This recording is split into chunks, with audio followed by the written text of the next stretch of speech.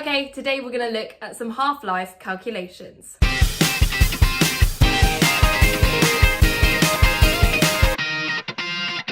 First, make sure that you are familiar with the idea of what a half-life is. If you're unsure, make sure to watch the previous video. Okay, so today we're going to look at three main examples. One, where you're asked to work out the activity of a source. Two, where you're asked to work out how much time must have passed. And three, where you're asked to work out what the half-life of a source is.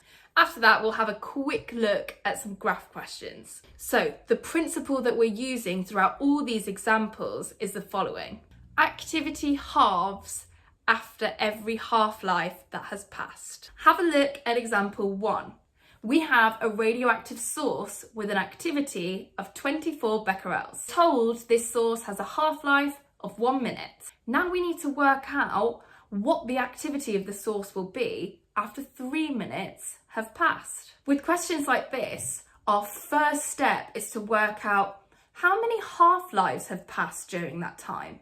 Since we're told that one half-life is a minute, that means that after 3 minutes, there must have been 3 half-lives that have passed. Okay, now we turn our attention to the activity. Remembering that the activity halves after each half-life passes, then after one half-life, the activity of our source will be 12 becquerels. After 2 half-lives, the activity will be 6.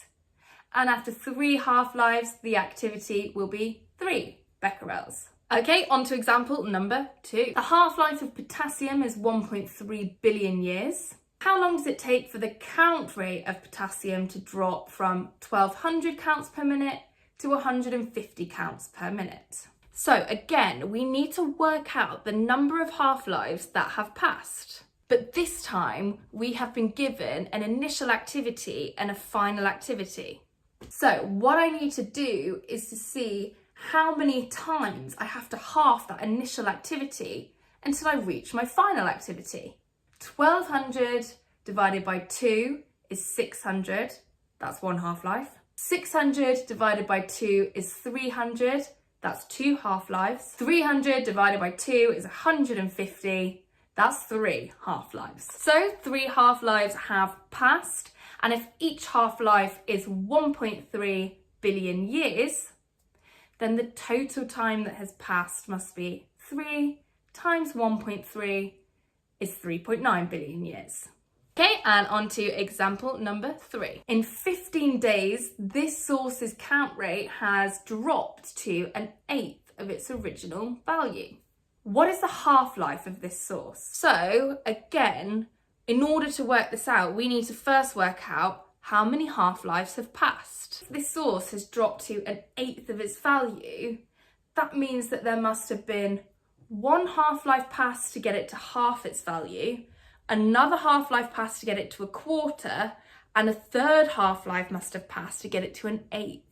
So there are a total of 3 half-lives that have passed here.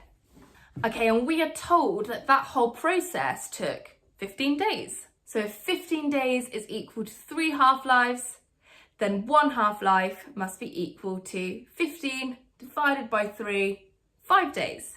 Okay, finally, let's have a little look at a graph. Okay, so on this graph here, the initial activity is 80. How do I work out the half-life of this source? Well, I know that when one half-life has passed, the activity will have halved.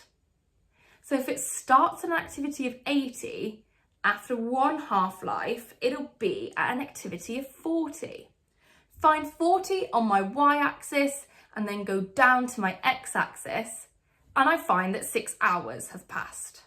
How do I sketch a line on here for a source which starts with an activity of 80 but has a half-life of 3 hours?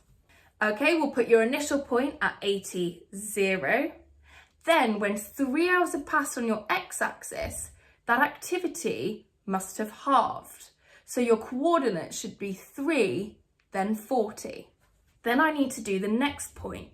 Now I have 40 as my activity. When that halves, my y value will be at 20. That's going to happen in another 3 hours. So my x value should be 6. And one more, halve it again from 20 to 10, and that happens in another 3 hours, so my x value should be 9 and my y value 10.